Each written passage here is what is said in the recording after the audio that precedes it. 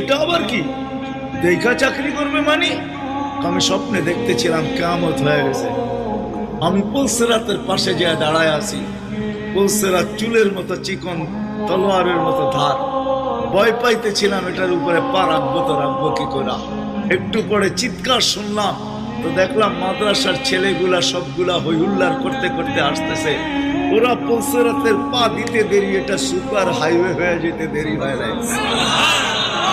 সবগুলা উঠা পার হইতেছে, একটা পিছন থেকে আমাকে দেখা ফেলছে আর চিৎকার দিয়া বলছে, ওই তোরা যাস কই?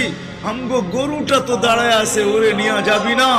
বলে সবগুলা পিছে ফিরে আসছে আর আমাকে উঠায়া কেউ হাতে কেউ পায়ে ধরা সব কাঁধে করে নিয়ে পার করা দিছে।